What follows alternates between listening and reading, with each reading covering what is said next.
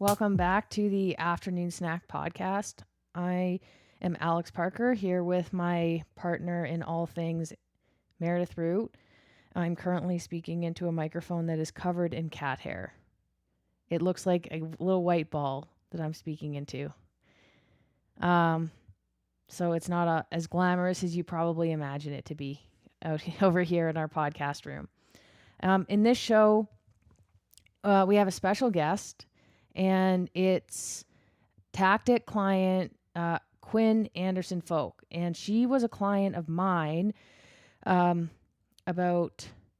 she finished up with me about 7 months ago. She was a client of mine for over a year, and she's currently a client of our remote fitness programmer, Tom Hoffman. So she's still a part of the tactic community in more ways than one. And we wanted to bring her on the show. We wanted to for a while just to talk about her journey before tactic, and then her journey during her time with us, and then how she's doing now. And we wanted to bring her on because she's what we like to call a success story, but she's also very relatable, comforting, and she tells her story, her nutrition journey with a great deal of humility, humor, and honesty. We hope that you find some inspiration in her story and some comfort in the relatability. So a little bit about Quinn, and you'll learn a lot more once she gets going here, but she's 36 years old now. She is a full-time school teacher and is the mother of 2 young boys who I'm pretty sure sleep only 5 minutes per night. If you detect a slight Canadian accent, it's because she hails from Swift Current, Saskatchewan in Canada, which is a very small town that I don't think has much there. Never been there myself. I've been to Saskatchewan, and while it has great sunsets and long spans of prairie, it's a 2 out of 10 recommend on TripAdvisor. So please enjoy. Welcome back to the Afternoon Snack Podcast. We have a special guest today. It is an ex-client of mine and still a current client of Tactics. She gets personal programming from our coach, Tom Hoffman. Her name's Quinn, and we are so excited to have her on because you guys listen to us yammer on about nutrition and health and weight loss and dieting and consistency in habits, but we understand that we're not the most relatable people. So we wanted to bring somebody on, a mom, a full-time working mom, and talk to her a little bit about what's her journey. Hate that word. We hate that word, but it's a great word for what we're going to be discussing today. So welcome, Quinn. Hi. It's kind of exciting to hear you and talk to you in person. Like, I've listened to the podcast. I listened to the one with your mom because I was like, oh, I'll do my homework before we do this, so I kind of know what to expect in kind of this style of a podcast. And yeah, so how do you want me to start with? I guess so. We worked together for a year.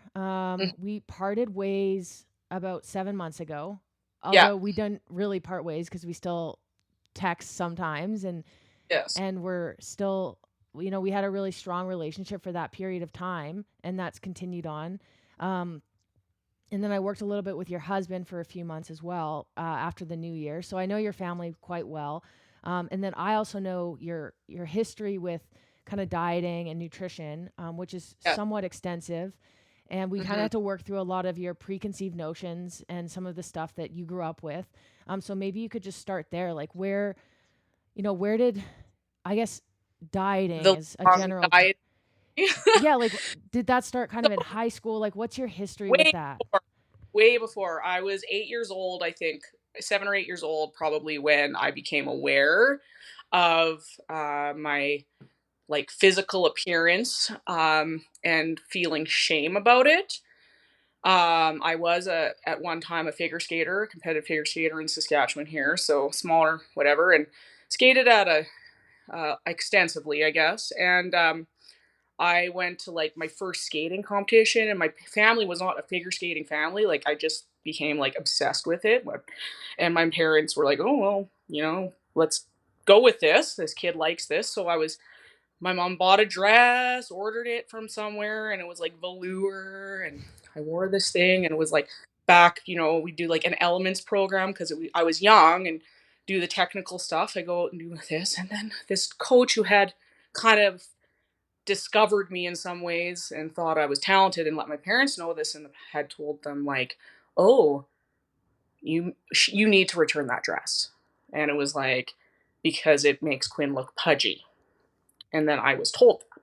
So that like started a lot of the things I became aware. And so we returned the dress. I had to get something else because it was like, oh, it's not that flattering. Yet this is like athletics, but because it's an aesthetic sport, right? So it was all along. And then it was like I went through puberty really young, and I was the only one with boobs and all those things. So then I'm like trying to do a sport where that's not great to have for like the technical elements, and then also to wear a skating dress. So I was like, I'm bigger than everyone else. Why am I bigger than everyone else? Yeah. And so I was really aware of that. And I knew that I went through puberty earlier. So yeah, that kind of happened. And then all along too, I was like in school, and I'm from like literally the middle of nowhere. Like nobody's ever heard of Fir Mountain, Saskatchewan. So it's like just off the US border in southern Saskatchewan. My parents were ranchers. And so I went to a school with 100 kids, K to 12, and all those kinds of things. And, you know, have to use the same kids every year. You don't get a new class, you just stick with people. And I was made aware of my physical appearance and the fact that, I might have gained weight or whatever because we had that. And I had, so I was like, well aware of being bigger or thinking I was bigger or perceiving that. And it got to the point where it's like, oh, well, I have cellulite. So I would like, we sit in the dressing room and like rolling pin our legs because I had skating tights and I would not have Wow. cellulite. Like just weird stuff like that started happening. And I was like middle school at that time. But the Yeah. skating thing kind of fizzled out by the time I hit high school because it's like a young sport, and I knew I wasn't going to go anywhere with it past that, and I was done. So, but a lot of the stuff that was there was already in place, and then just sometimes people make what they think are well-meaning comments about your physical appearance as a child that might be relatives or other people, and some people it might be like water off a duck's back. They don't notice it, and they like whatever. But me, I was like, oh, yeah. Yeah. And so that's kind of where it all started. And but then when I quit figure skating, which was like when you go from skating hours and hours a day and doing some off ice training and some dance and all that kind of stuff that went along with it. And then I went to like boarding school and ate French fries every day, and I gained like 40 pounds in a year. I think I gained 60 pounds over 2 years where I quit skating. And then I graduated. And so that was kind of how when I graduated high school, I was overweight and not happy with myself and really miserable. But then my mom, who had always been dieting or doing something throughout my childhood, like every diet book, like was in our house, and I read them all. But I was like, I'm not as bad as that. But then one of my friends, I had a really, really close friend that was also in the degree program with me, and she found my food journal at my house and saw, because I had been like, this was prior to like the internet being what it is now. So I would like write down my calories and what I was eating. And she saw like what I was not eating. She's like, you have an eating disorder, and Oh, like gave me crap. yeah. And I'm really mad at her. But she had been through it with another friend who ended up like very severe and whatever. So she was like, I can't let you do this. And that's when I kind of was realizing. And I was dating my husband by that point, and it was like always awkward, like going out to eat meals because I didn't know how to navigate like restaurants or how to like not or to how to fit it into my life because it was like social functions with food and all those things were becoming really hard because I was either highly restrictive with calories or carbs or whatever specifics I was at the time, and it made me have severe anxiety about those really normal things Yeah. like social. And and so I kind of grasped that it was bad. um so I kind of white knuckled through a lot of that, and eventually in the next few years I like did like the whole naturopath thing, which I have no issues. I like naturopaths and all that, but I did like their like food allergy testing. I remember Oh. literally, I sure hope I'm allergic to lots of stuff according to this test. That way, I lose weight because I won't be able. Because my friends that had done it were like, couldn't eat wheat, couldn't eat eggs, couldn't eat dairy. So all these high, like things that can like really max out your calorie intake. They were like, "Oh, I can't eat that now." And I was like, "Well, if I have that, then I have a reason, right?" So I did that, and of course, it was like dairy, wheat, eggs, Yep. all the high hitters. And I was like, "Perfect. Well, I'm not gonna eat any of those things." And then I'm like, because that's the kind of person I am. It's like I'm gonna follow it to a T. And so I did that, and I think it was like another way of controlling, but it was like a way of also being like, well, I can't get fat because I can't eat bread, or I'm not eating cheese, Yeah. right? And I think you um see like a lot of people. Sorry to interrupt. A lot of people who do those food sensitivity tests even now. I I think that that can mask some disordered tendencies and even very restrictive but normalized diets and ways of eating, yeah. like the vegetarian diet. Veganism is definitely one where you get to say, especially vegans, you get to say, no, I'm doing this because of my morals and my ethics, and because I don't want to eat animals and this and this. And I think that that is it allows people to kind of mask like some disordered eating patterns, because you Hmm. can't it's very difficult to argue with someone who has an ethical problem with eating animals. And so it's like it's sort of a straw man Hmm. to disordered eating. And I feel like food sensitivity tests can be that as well. It's like, well, Oh, so, you can't argue with that. I can't eat it because I'm allergic, or it's for my health, or this, when you actually hmm. like observe the person and their tendencies. It's like, well, maybe that's true. I'm not going to say it's not true, but there's something else going on. But it makes that something else really difficult to talk about. Oh, totally. Because you're like, you can like get an out. It's an out. Yeah. Mhm. I just can't. I can't. I don't eat that. And so, it makes going even to like social functions. I'd be able to be like, okay, well, this hot crab dip or spinach dip, I because it's got dairy in it, right? And I'd be like, so then I just eat plain vegetables, right, with nothing else, because that was fine. So that I did that for like a number of years and was very strict about it. And I do have a little bit of issues with some gastrointestinal stuff, and they were like, ruled everything out, and they're like, well, that means you have IBS, right? And all that, right? And but I'm like, probably a lot of it was like because I ate like weird for years. Yeah. And Yeah. restricted, like low calorie Yeah, intake correlates a lot of times, that can lead to like IBS type symptoms as well. Yeah. absolutely. And so I was like a lot of that. And but with disordered, or with like disordered eating patterns, you're like trying to you kind of justify it, because and then it's like find a reason, right? And even with the like allergy dieting that I was doing for that time, I initially I was like, oh, I feel so much better. But then I'd have like attacks and end up in the ER because I was like not vomiting and not having the other thing. So I have a nurse sister, and she'd be like, "No, you actually have to go in. Like if it's that bad, you're doubled over in pain. Yeah. Go in." And they'd be like, "It wasn't my appendix. It wasn't this. It wasn't that." But I was like, the reason I'm doing this is to like lessen the symptoms, and I'm actually having the same symptoms and maybe even worse. And I remember one of the doctors saying, "Well, it could be anxiety," and I was Yeah. mad about it, but I was probably right, right? Yeah, because you Like, feel seen. You're like, yeah, no. Yes. no, it can't be that. Oh, I'm not coping with my anxious tendencies, which are common. Lots of people struggle with some level of anxiety, Yep. but like how you cope with it, right? And yeah, so it was like kind of called out on that, and then kind of threw it all out. And I did things like, I don't know if you guys ever had friends or did like yourselves ever at one time, like the wild rose cleanse, but I'd use it like as a diet, Oh because you shoot. take like herbs to make you like have the runs Yeah.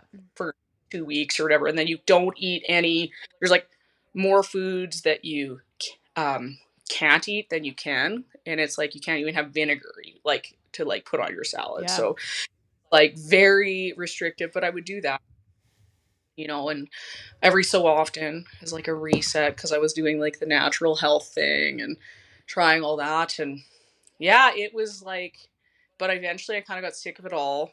and I was work as by this point I had like gone back to university, gotten a second degree, and was working full time. And then I'd also all along had been teaching music privately and had that, and then I'd often have another side job, so I was just so busy, and I was finally just kind of like threw in the towel with it and started eating at the restaurant that I worked at because I get a discount, and Yeah. put on weight. But I wasn't like heavy, but just kind of in that point. And then I eventually hit the point where I was like, oh, I should have kids. So then I got pregnant, and um, hormone stuff and whatever. But then I kind of was like waking up hungry. And like my first pregnancy, I remember my like craving, and this was so weird, was like salty cured meats. So like a huge sandwich, and like they also like tell you not to have the cured meats or whatever when Yeah. you're pregnant, like the risk I think is listeria or Yeah. something. But I was like, that was like my what I wanted. And and I remember my mom had told me like she really got hungry when she was pregnant, and that it was like painful if she didn't eat. And that happened a bit with him. And I definitely was so aware of weight gain because of my history. I was like really stressed out about it, but then at the same time I was like, I'm hungry and I need to eat. And so I did. And then I was somewhat of a high risk pregnancy because I have a inherited bleeding disorder. So I was like not doing some of the things. I remember my doctor saying like, okay, don't run anymore, because I kind of off and on through the years have been a runner. And he was like, no, no, because I had some bleeding and some different things. So Yeah. stop that. I wasn't weight training or anything at that point. Leading up to that, I wasn't going to start when I was pregnant, especially with my pregnancies and being like potential for bleeding and different things. And then I ended up gaining like a ton of weight with him, my first, and most of it actually with him was water. So I lost quite a bit right off the bat. Got After I had him, I didn't exercise or anything. I did a little bit of Weight Watchers, but the breastfeeding protocol. And so I had more calories than most people do that do Weight Watchers. And but still like not a lot. And then had found there was a CrossFit gym where we live, and I'd been intrigued by it for years and was like, I think I'd like that, like Were I'm you in tan. were you exercising and weight training through like once you were done with figure skating, like through Hmm. high school and university, were you exercising during that time? And what Yeah. was that like? So I had different phases because that's kind of how I roll too. I was when I quit figure skating in high school, I kind of didn't really do a lot. I did play rugby, which I enjoyed because it was like intense and aggressive, which it's like rugby. I know, but I'm like, figure skaters like compare their bruises. Like we're Yeah. like, oh wow, look at that. Look at this one I got. Like it's a tough sport. You fall on ice. Um, so I played rugby a little bit in high school, a little bit like volleyball, a little bit here and there. But wasn't a big team sport person, so a lot of the school sports thing didn't appeal to me. And my parents ranch, so of course, if I was at home, like there was physical labor, like fencing and um, hauling things and carrying things and whatever that we just did always growing up. But I wasn't like necessarily doing a ton of sports. And then I remember my mom made me go back and finish one test or something with figure skating. She was like, I've paid all this money and whatever. So when I was like in grade 12, I had to go back and do something. And but yeah. And then when I went to university, somewhere in there, I started running and all the time. And then when I was up in Saskatoon for my first degree, I went during the time when I got physically very sick because I wasn't eating properly and like really restricting calories. I got into like intensive like cardio and a little bit of weight training, but basically I was like, I need to burn every calorie taken in through exercise. So then I would like Google, or like early days of that because I'm older, but it would be like, Ask how many? Jeeves. Yeah, exactly. How many? So I would got into loved spin class. Loved spin class. I would go do a spin class, and then I would like hop on the treadmill and run 5 to 10K after. And all on like next to no calories, right? So you're like, I was doing a lot of that. And then, so that definitely contributed to the getting sick because I was not eating properly or taking care of my body for the amount of physical activity I had. But then I would like sometimes fall out of things, and I got into like Ashtanga yoga for a while because that's like the intense yoga. And that was a trend where I had moved. Everyone was into that. And then I got into like distance running again and ran some 10Ks and half marathon and stuff in my like later 20s. But didn't do a ton of weight training, like just here and there. I did join a gym and they put me on a little bit of a program, but it was like not max weight or anything.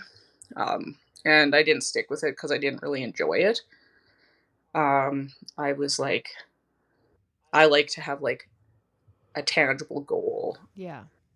something not just like, oh, I'm gonna go work biceps. That's not that was that didn't appeal to You need me, Yeah. right? something that's gonna cause bruising, so that's how you found Yeah.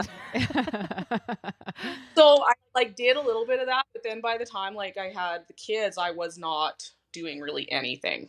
Like when I had my kids, and um, but I did go to CrossFit between them for 3 months because they had a thing at the gym here where it was like, oh, you could join for 3 months, and it was a cheaper thing, and then you got to like see the nutritionist they had on the staff. So I did that, and I was working so much at the time. Like at the time, I couldn't always make like a lot of classes, but I'd go 2 or 3 times a week, and I enjoyed them. But I was like awful, and I didn't know what to think. They're like cleans. I was like, "What's a clean?" Right? Uh, that sounds inappropriate. Like snatch, like, but like I didn't know what was going on, but I enjoyed it, and hated burpees and all that. But I was like, I kind of like this. But then I found out I was expecting again, and then they were like, "No, you're high risk. Don't be yeah with you bled in the first trimester with your first one, we might do that again." And so I stopped and um had him and got even heavier with that one. And he was like a really wild delivery because he was like breech and all that. And he got out and I didn't have to have the C-section, but it was like a really intense time. And um then after, I had a 2-year old and a 0-year old, and I'm at home and Canada, we're lucky we have the really good, like a year mat leave. And I, am fortunate that I could enjoy my time with my kids, but at the same time, you don't have time for yourself. And Yeah. I was, nursing and I, all those things, and had gotten a Beachbody on demand app thing through a friend because I was like, oh, maybe I can fit this in with the kids. No, No. definitely not. I also thought I would try the 6. I'm Yep. not trying to like talk bad about things, but I was like, oh, this seems great. And I was like, this is terrible. I don't Horrible. get to eat. And no wonder you lose a bunch of weight in 21 days because it's terrible. And I try, I don't think I lasted. And I'm somebody who, like, obviously, if I stuck in the first phase of Atkins for over a year, I am fairly regimented and disciplined, but I couldn't do it. I was like, I can't do this. Yeah. So I was doing that, not getting physical activity in, and I kind of remember my husband made a comment, well, maybe you need to do something. Like, you need to do something. And saying about it, and kind of me being the person that I am, I kind of out of spite was like, fine, I'm going back to CrossFit, even though I'm so out of shape. So then I like paid for a month and went to a class, and it was terrible. And then I started going at 8 p.m. after we Yeah. could get the kids to bed. We live about 15 minutes out of the city we are in, and I drive into town at 8 p.m. and do the class and die and modify everything because I couldn't do a push up. I couldn't squat to depth. They would be like, oh, let's try a squat. And they're like, oh no. And then they'd give me a ball to squat to. They're like, oh no. And then I'd get a plate to Yeah. add to underneath the ball. And then I'd get another one. And they're like, oh. And then I'd be like, oh, let's do cleans. And they're like, you have no shoulder mobility. Like everything was bad. Yeah. Wasn't, but I just kept going.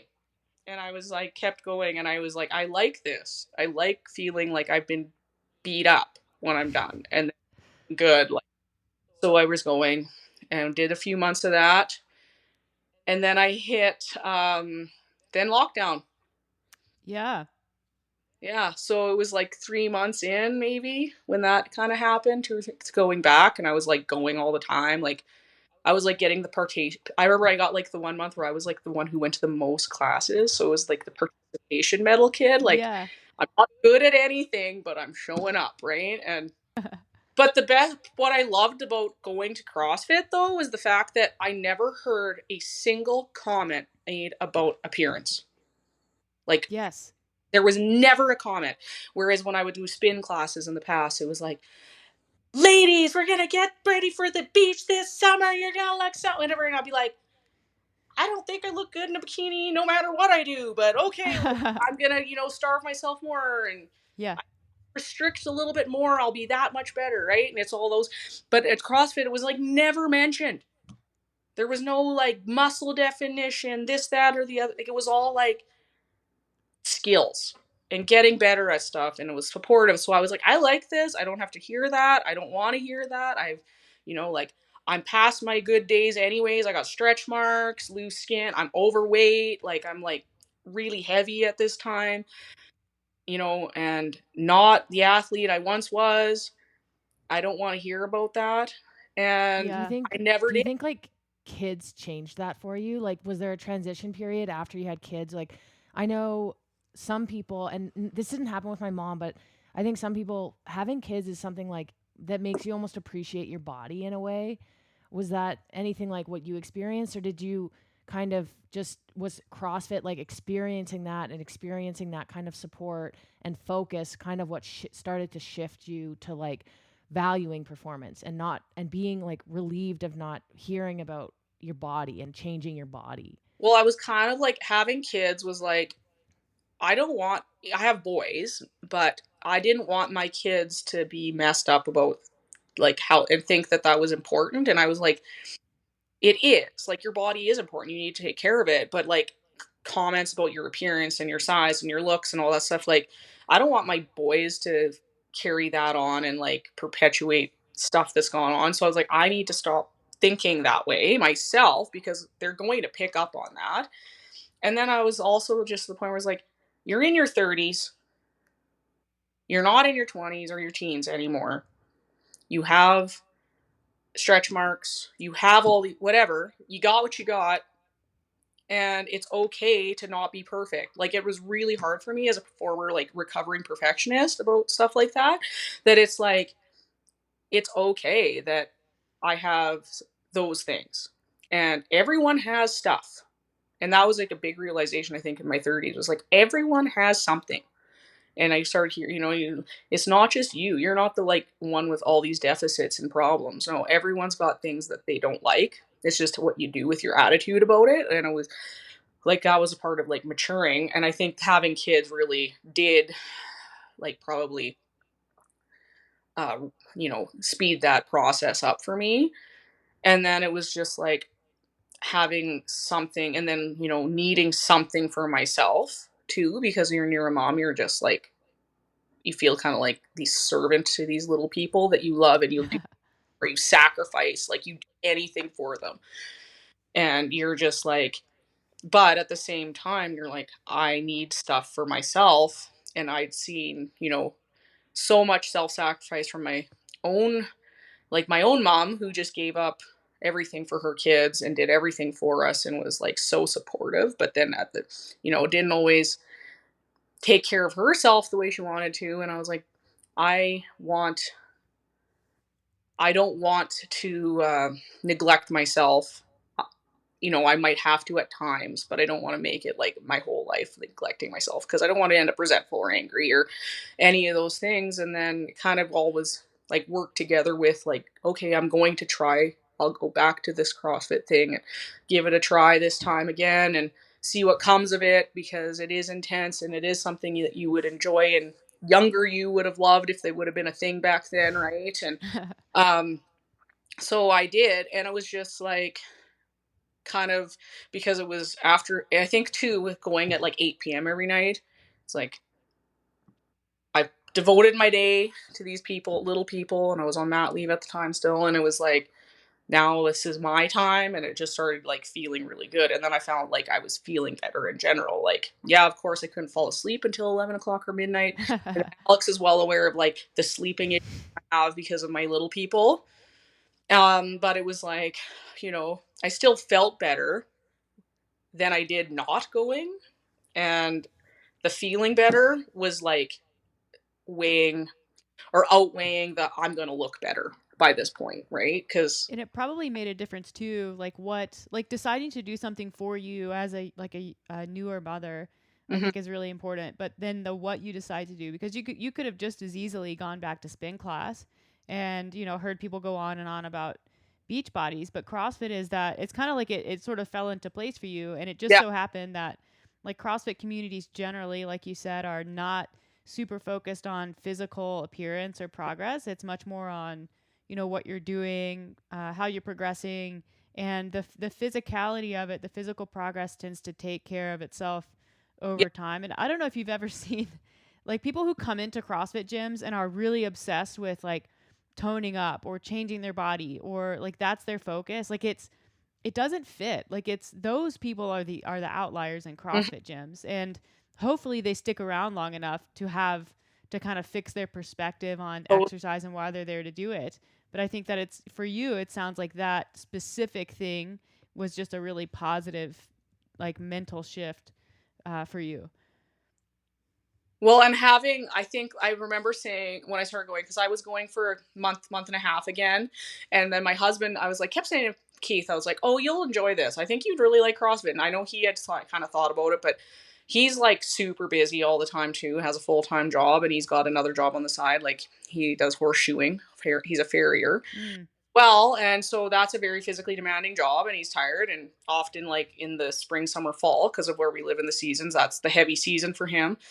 um he is like do hours of that in a day, so like physically he was active, but like not exercise per se. And he got into running for a while too, but it was like, you know not like he loved it, and he's had some knee surgeries and stuff the same way. So he decided to start going as well to CrossFit, and he was like enjoying that.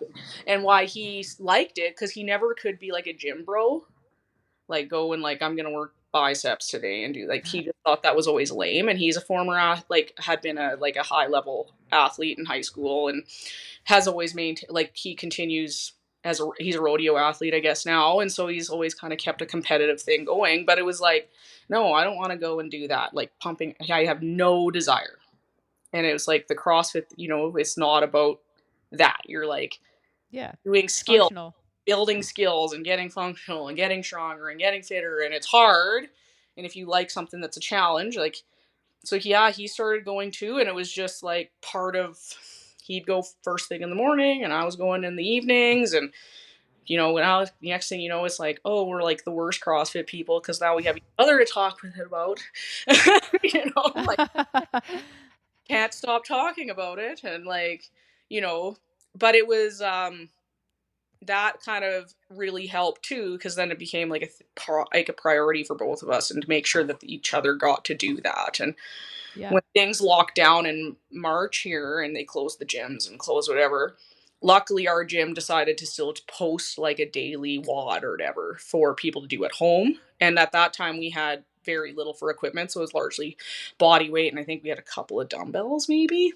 But that was kind of what they programmed for us. And I was, went back. I was working full time again, but online at home. And but we'd make a point of like still getting those in every single day, 5 or 6 days a week, getting those little workouts in. And they did outdoor stuff, and we were going. And then eventually it all like morphed into like me getting one of the guys who coached at the gym to like start programming for me, because there really wasn't the gym didn't open the way it was before. Like it yeah. wasn't. So I wasn't getting enough, and I wanted to get better, and I was so brutal at so many things.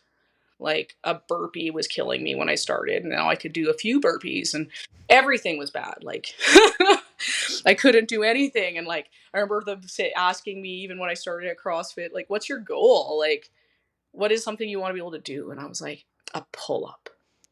It's a good one. Yeah. And I'm like, I've never been able to do a pull up. And it was like, oh, you'll get there. I'm like, oh no, no, that's like an impossible goal. Like, I don't think so. Like, I've always had big legs and a big butt. Like, I'm too heavy on the bottom. Oh, and then I remember the coach kind of chuckling, oh, if you stick with it, you'll get it. So I had like some of those goals still that I hadn't achieved. And because we had become so into CrossFit and the functional fitness thing and had just started like spending money on building a gym, and we have the space to do it in our house, and we built up the floor so we could, and got a bar, and he I have a handy husband who welded a rig, and we have all like built all, kept just adding on to that. So based on what I had, I got programming with the coach that I had until he was unable to continue, and then now I'm with Tom and doing things that are cool Yeah. or thought I was physically capable of doing. So I think you signed up for Tactic when you were getting programmed by the coach, like one on one. It was Yeah, during COVID because I remember when you had signed up. I think you had you were a- just come out of actually, quarantine. I was still in quarantine. Yeah, Yeah, having COVID. yeah. One of your kids was with you. You both had COVID, and then was it And my Keith and your other kid were fine? yeah, and they went to a different location so that they could get out of isolation before the new year because they were negative and stayed negative. So back then it was like the 14 days for the positive people, and then the 14 days for the negative people started. Yeah. So it was an awful, The yeah. negative people got the shit into the stick there. Yeah, they Yeah. definitely were in like a bad deal there. And so it was a long haul, but I was like at home scrolling Instagram because what else do you do? Are stuck in quarantine. And I would just be like scrolling, and the algorithms start showing more of these things, and you're like, oh yeah. I start following because I really, although I'm terrible at it still, I really love Olympic weightlifting. And I'm like, I've been like, I wish I would have found this and known about this when I quit figure skating. Like I like it. It's technical, it's individual. There's like, you know, skill building. So I was like watching lots of Olympic weightlifting videos and following these people, and then CrossFitters and different stuff. And then, of course, your stuff started showing up, and I was like, I like this messaging. And it's not like lose this much weight in this much time and do this, that, and the other thing. But I was a little leery because I had kind of thrown in the towel with diet. Like I had just kind of decided, well, I'm physically pretty fit now at this point, fitter than a lot of people, but I'm kind of a little fluffy, and that's okay because I'm fit. But I wasn't like okay with it really, but it was just like I kind of resigned myself to like this is as good as it's gonna get, Quinn. You're like 34 or 5 years old, right? Like, but I The people who are like 40 or 50 and 60 are sitting here being like, Screw you, I Quinn. they're like 34, 35. Life's over. like over. Put But me in the ground. but I was just like, oh, it's fine. Like, you're a mom now. It's okay. Moms can, like it's okay. You can be. It's not like being perfect isn't everything, and who says what perfect is, right? Like, and I. But then I kept seeing your stuff, and I was like, I like this. And then I think I DM'd on Instagram, and I was like, hey, this is my deal, but do you take people like me? Because I wasn't like an elite athlete or like Yeah. somebody who is good at stuff. Because yeah, I would had gone back to a few classes at my CrossFit gym and was starting to RX things, but I wasn't like I'm not this like amazing athlete who's going to go to the CrossFit games, and nor will I probably ever. But so it was like message, and then you were like, absolutely, we take people like you, and I was like, okay. And then I was a little like leery about the macro counting because I was like, ah. But then I was like, okay, just I'm gonna do it. Like, and I looked at, I was a little like leery because it's like not cheap, and but I was like, well, if it works, it's worth it. And initially I was like, oh, if I do 2 or 3 months, I'll be good. What was your at the time? What was your definition of like when you say it works? What was that for you? Not being chubby anymore. Like I wanted to like be leaner and fit smaller, and you know, you know, have some muscle definition and stuff. Like Kind of I would, see your efforts in the gym in a yeah, more like physical I'm way. working hard, gotten to being able to do some things now, but nobody would know Yeah. now. Perfect. Like I'm fitter than a lot of my friends, or I'd go to like there was I still went to leading up to that I had gone to a couple of weeks days a week with the CrossFit gym here. They had cohorted the classes, so I went to 2 classes a week, and I was like finishing the workouts first, RXing, and I was like, I'm the fittest person in the class, but I'm the fattest person here. And it's sad that that's like what I think, right? Yeah. Like, and I'm like about that because but it was like I don't like this. This isn't who what I want to be. Like, I want to just have results that are um, visible to Yeah. people, even though I should be doing things for other people. But at the same time, I was like thinking these Well, things, right? it's you too. It's like it's your identity, and you're doing CrossFit and training hard because it's who you are as a person, and it makes you feel good. And to be able to wear that is certainly part of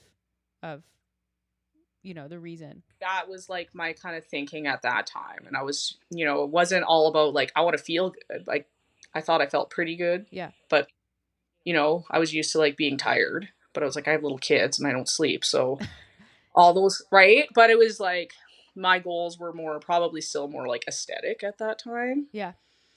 Yeah, and but then when I kind of thought, oh, I'll do a little bit of this and see how it goes, and I might succeed Yeah.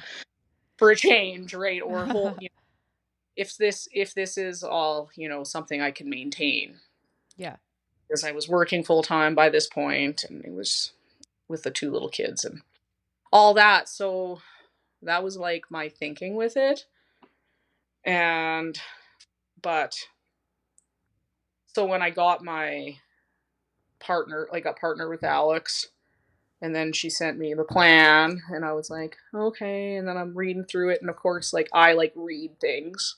Then I remember when Keith started with you, like the next year, he made me read his plan and tell him the like Cole's Note version because that's he's not a reader, but One I of like those. Yeah. read through all the stuff, and then I was like, oh, I'm like, that's pretty good. Like, that's more calories than I would have thought I'd get. If I'm doing this for weight loss, right? Like, or leaning out. And I remember like the first few days, and I was like eating this, and of course, my husband's been through with me for a long time, and he, and was like, saw diets and how diets are, or what we thought, and then he was like, I thought you were trying to lose weight because I was eating so much. Yeah. Because I'd like, have a snack at night, and then I'd have another one maybe because I was like, oh crap, I didn't eat enough protein. Because that was always like the hard one at the start, right? And so I'd be like eating like turkey breasts because right? I'd be like, That's so savage. right? Because you're like, I haven't hit my protein, right? And so I was doing all this, and then it's kind of watching, and then all of a sudden the weight started coming off, and it was like, probably planning for a half pound to a pound a week. But there was weeks where I wouldn't lose any, but I'd lose, I'd measure myself and I'd lost something. Then the next week I'd be like 3 or 4 pounds, and then next week it'd be one. Like it was kind of just like a steady decrease, and within a couple of months, people started like noticing, like, oh, you're looking whatever, which people make comments about how physical appearance, and I try to just like not take that too seriously, but it does, because of my history, still felt good. When we intake a client, we have you fill out like a pretty extensive intake form. So we kind of know some of your history. Of course, you can only get so much out of like a form. So getting to know you, I learned like where you were coming from. But what was great, and I think this is a really good predictor of success on this program, and I call it a program even though it's so personalized, is the trust. Like you signed up and it was like immediately like I trust you to get me where like you trusted the program. Like hearing you say like, oh, this is more calories than I thought I would be eating. We get a lot of people who come and they say, well, this is too much. But with you, it was like, I'm just going to try it and see how it goes. And sure enough, like I don't want to say clockwork because weight goes up and down, but it was like clockwork. It was very consistent. You hit your macros. The days that you didn't hit your macros, you were communicative. We worked through sticking points. And I think through all that, you were so focused on the process, like day to day, getting in the workouts when you could. Like you were working out. And this, again, like a lot of our newer moms or moms in general or people who live busy lives, they struggle to prioritize themselves. And it's not going to be perfect. Like you were working out sometimes at 9 p.m. We have moms who work out at 4:30 in the morning. And sometimes that's what it takes.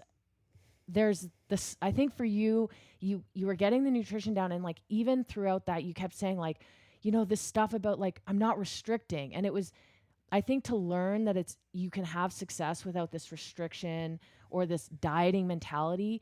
It requires you to do it and see the progress. Yeah, but you like punish yourself. Like diets are like a punishment. It's like I was bad. I ate poorly. I didn't exercise. I got chubby. Now I'm going to punish myself and diet, right? Yeah. And that's like sort of how it is. And that definitely was like me. But then you're like punishing yourself and then you're miserable and then you end up punishing all the people around you too because Oh they're yeah.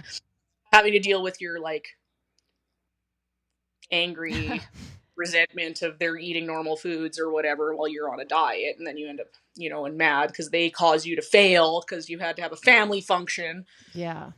all these good foods and whatever, right? Like there is, and I didn't have to do that. Like I was able to like work around it, and I would be like, okay, I might be off for a few days here because it's my husband and then my son's birthday right beside each other, and I should have some cake with it, because I enjoy it, or it's a social thing, and that's okay. And if I don't lose as much weight this week or don't lose any, it's not the end of the world. It's going to come. And it was like, if I just like the process, and I think it's taken years of not being happy with doing the process and being so impatient and always wanting like immediate results. And that's with like many things. That's not just with like my um with dieting. It's like with lots of stuff in our lives. We're like, no, putting in the time, and how like consistency pays off. When you're young, you have a harder time like seeing that, and I feel like as I've gotten older, like consistency pays off, diligence pays off. Not, if you just expect things to happen, it won't. Yeah. I remember with you, so the big thing for you was sleep. And I want to point this out because it is a problem for a lot of people with and without kids, specifically people with younger kids. Like, I think your kids were probably the worst sleepers of all of the parents with kids I've worked with. They're And horrible. you never really used that as an excuse. Like, you would share it, but it was never like, oh, I didn't sleep well, so I couldn't work out. And I think that's important. Um, you took control over what you could take control over. So it wasn't like, well, I'm not sleeping, so I'm going to not pay attention to my nutrition or not Yeah. work out. And like one way to really, you know, we get this question a lot like, okay, well, if I'm not sleeping, should I not work out? What should I prioritize? And I think if you're chronically underslept, if you can't do anything about that, like working out can be a great way to kind of counteract what the negative effects of lack of sleep can be. And you Oh, did a totally. really good job of just like getting what you could in on a day. And then I just remember like you would send me videos like, look what I've done today. And it was like, I did 3 pull-ups. And then I think it was probably a few months ago. You sent me a video of you doing, I think, what, 14 in Mm-hmm. a row. And then recently you sent me one of doing a weighted pull-up. Yeah. And you are still working with Tom, who's our programmer, because you had to switch coaches because your coach, I think, transitioned careers. Yeah. So you had to find a new coach, and you signed up with Tom, and that seems to be going really well. And you're very much like you follow the program, which tends to lead to success. But um, I think, yeah, the big points for me from working with you is you were very communicative, and that helps with, and that kind of goes to what you were saying Mm. about, some days it's for there's this saying in nutrition where, progress for some people is eating the cake. Progress for other people is not eating the cake. But there's this in between where for some people it's not eating the cake one day, but eating the cake another day. It's so bad, and having a coach sometimes can be helpful to say like, okay, for this event, like what's success look like for you? And you might be able to say, I don't want to have dessert, I want to not drink or something like that. But for Yeah. other days, it's the coach saying, you know what, it's your husband's birthday, it's a day that you like to celebrate, or your kid's birthday, have the cake, and that's okay. And so there's always this like pushing of the balance, and there's different variations of flexibility, and it doesn't have to just be one thing for one client. It's an evolution, I guess. Yeah. And it's like, it's okay to like, I think learning how to have moderation for me in all things has really been helpful. Like it's okay to not be perfect with this, because me having a few off days here and there, which of course it's been July and we've been camping, we do. So I've had more off days this month, and I'm okay with that because I do what I can when I can. And then when I'm back to like a consistency, because I'm on holidays right now, and I go back to my normal life in the fall, I'll be like way more capable, or I'm like, I know that I'm not going to mess up Yeah. And in the game. that's part of what good nutrition is. It's knowing like you can be a little bit more flexible in certain times of the year, and then you have the tools to Hmm. kind of recalibrate. I'm going to use that word even though it may not be the best once you're back into your routine. Yeah. And like I'm somebody who can like kind of roll with the punches, but then I do, like most people, thrive in some level of routine and Mhm. having like consistency and all those things. So it's like, yeah, it's not my normal routine right now. It's July and I'm a little off and we've been doing these things, but you know what? There are things I can still have some control over. So I had Tom still program me workouts for when we were camping, because he was like, well, you could just take the week off. That's fine. But I was like, no, I still like the routine of having something. Yes, it might be 20 minutes, Yep. not an hour and a half, but it's like it might be 20 minutes of something, a dirty Metcon or something, and then I'm on with my day, Yeah. right? And I just feel better doing that. And Keith too, like it's just like that's become such a part of our routine, and I have control of that. And there is times maybe where I won't be able to go if we go away or do something, that the workouts might not happen. But I've learned one thing is you don't need a lot to Mhm. like really wreck yourself in a good workout either, right? Yeah. Like, and I enjoy that. It feels good. And consistency has been like the biggest contributor, I think, for my success. Yeah. And plugging away like every day, like we teach that with kids in sports. I taught that when I, as a person, I did music my whole life as well, and I've been a music teacher. It's like just practice. If you practice a little bit every day, Yep. It's right, it's you'll get better. powerful. But it takes sometimes a long time, even if you teach it, to like really put that into practice. And I think like maturity has helped me with that. Although I was like highly coached as a child between music and skating and all those things, I didn't always like do that. Yeah. So I have three more pointed questions before we finish up. The first is, do you still use tracking as a tool? You Yes. do. And is it less so than when you were working with me? Do you use it intermittently? Are you a little bit more flexible? Like how do you use it? And it's different for everybody, but that's a question we get. How long do you track for? And I think it's so dependent on the person. I log in every single day to my Fitness Pal still. I put stuff in, but sometimes I'm like, I'm going out for supper and I don't put the meal in. Okay, cool. Sometimes I will still work around it and like make it fit into my day. And other days I'm like, I'm not gonna bother. Yep. Right. I find like just the act of like going in and being like, it's like an accountability to myself, but it's like, wouldn't be the end of the world if I didn't. Yeah. That's a pretty Um, healthy approach, I think, to that. like I kind of look at it as more making sure I get enough of what I need, because when I started eating more for performance and stuff, and we increased, like, of course my protein was hard at the beginning to hit. Now I have no issues. Actually, most of the time I'm like, I don't even have protein powders a lot of the days, Mm. because I'm like, Yeah. because I like egg whites and I whatever, so I do. But then but getting enough carb and fuel into my system, sometimes I want to make sure that I'm getting that in, and because I want to still be able to achieve goals that I'm working towards with my like physical abilities. And then and that's more my reasoning behind it. I probably still have a little bit of like a controlling thing with it, just because of my history. Like it's more of like I just want to make sure I'm okay. And Yep. it's comfort. For me, I find comfort in the knowing of things, so I can, so if I know, I can be prepared or whatever, versus like just throwing it, like, I prefer to have like a knowledge of stuff and Yeah. kind of get wrapped around it. And that's more of how I look at it. And there are days where they're off, like I ate too much fat or I did whatever, but it's okay. Yep. Then there's days like yesterday was like my family's beef producers, and it's like I ate a T-bone steak, but it fit into my macros, Yep. and it was one, Yeah, I right? think Like, a lot of people sometimes poo-poo macros and using them long term as a tool, but the way that you describe it, it's no different than having like are you about to sneeze?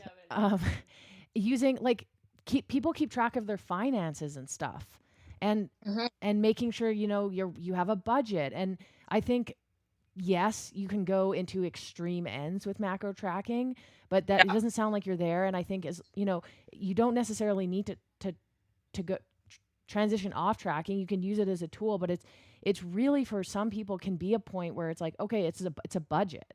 It's like, what can mhm, I do? And it allows for flexibility, and it allows you to have comfort and that sort of thing. So that's good. And it's similar to the way my mom uses tracking as well, and the way we yeah. use it.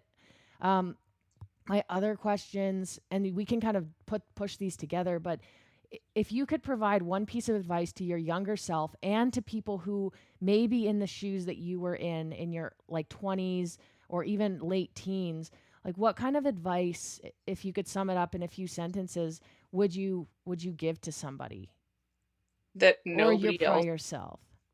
I was like, that nobody really cares about you. like, like what you think that they're thinking about you and judging you for, they really don't. And the people that are gonna say comments, it's like they might you they probably would say it to anyone. Like it's not like just you. Like, right? It's like they're kind of those kind of bold people, right? But it's like people really don't care. That's true. And it's like, as much as that sounds bad, it's actually really powerful. Mhm. Like it really is. It's like having to understand that they really don't genuinely care. Like I spent my entire life not wearing shorts because I thought I had fat legs and I was like, and people are gonna think, oh my gosh, look at her like thunder thighs and cellulite, right? And be feel uncomfortable about that. And it was like last year I went and bought shorts. I think I told you I was like I bought shorts that didn't go to my knees, right? And it was like a big deal because I just kind of came to the realization. I was like, well, you know what? I still have cellulite, but people could see what I'm doing in the gym and know that it's not from like lack of effort, Yeah. like whatever, but that's like my genetics and the way I am, and it's normal. And there's a lot of people like that, and it's okay. And who cares? Yeah, no one actually cares. I think that goes back to Yeah. the original point. Yeah, Yeah. nobody. But like They do we care. They do care, but I think they do care about like the success that they see in the gym. Like you PR'd a Yeah, workout, you got a pull up, you PR'd your snatch, something like that. Like that's what people actually do care about. I think yeah, people think they have this perception of people that they're like negative, or they're only seeing the negative because that's maybe yeah, what you see in yourself. But really, like exactly. people are most people, I will say, there are definitely, the odd assholes. assholes. We've talked about them before, but most people are there to support. Most people Yes. want to see you thrive and have success, and I think it's easy to forget about that and listen to that little voice in the back of your head that's like, you got this wrong with you, and this wrong with you, and this wrong with you, and Yeah. that's just not, those things aren't important. Well, and like moms, of course, like, they're all like, oh, I got this pooch and I can't get rid of this. And now I got whatever. And you're like, who cares? Yeah. I know you do. And I'm not undermining that the fact that they do care, like personally, because that's like I Hmm. don't like this about myself. It bothers me because I've had lots of them, but really, it's like not as bad as you think, right? And it's like I wear a two-piece swimsuit now, and I'm like I have stretch marks. You can see them all over my hips and lower abdominal muscles or lower abs, and I'm like, really, truthfully, who cares? It's your body, and like It you're is not what your it is. body.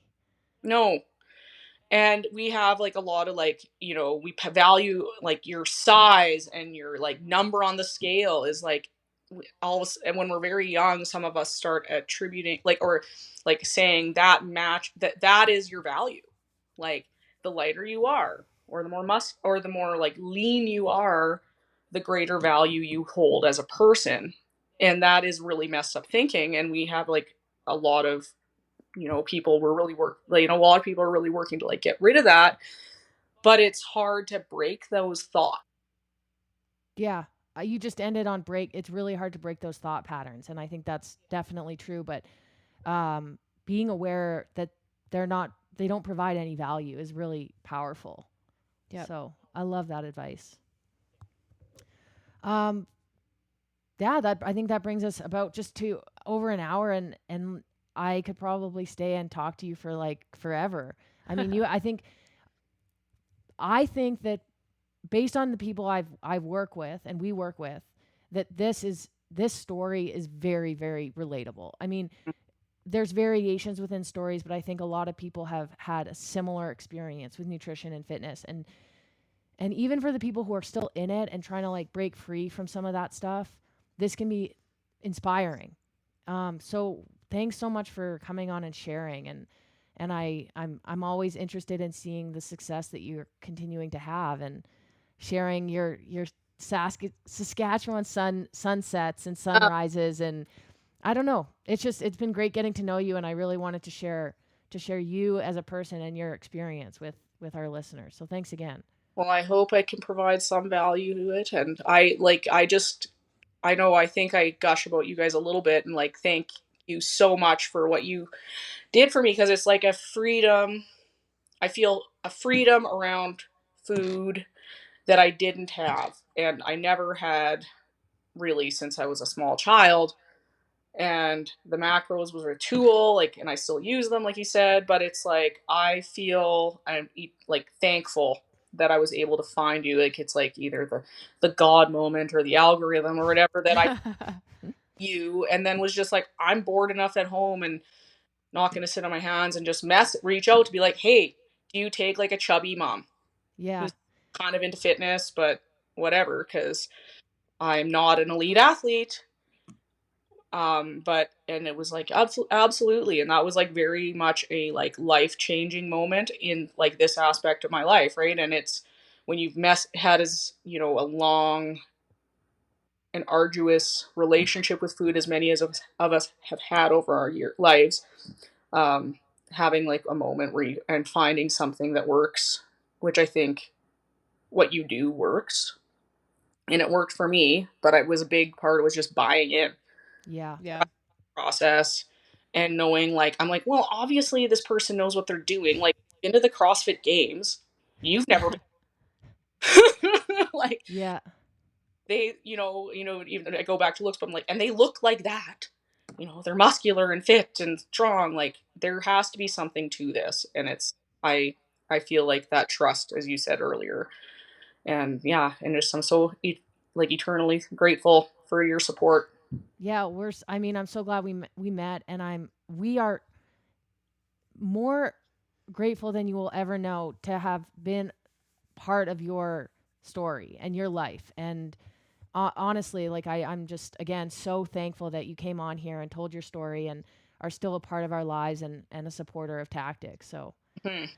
yeah, we'll keep in touch, and if there's any updates, we'll maybe do another progress. We've posted about you before, but we might do it again on Instagram because you're a cool person, and I think you're very relatable. So Well, I was like telling somebody about we talked about like when I started and I couldn't do a full push up even when I started CrossFit.